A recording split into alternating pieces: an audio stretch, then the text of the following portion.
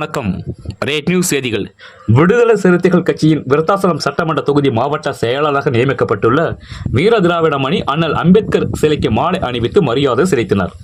அதனைத் தொடர்ந்து கடலூர் மாவட்டம் விருத்தாசலம் பாலக்கார சந்திப்பில் கண்டன ஆர்ப்பாட்டம் நடைபெற்றது.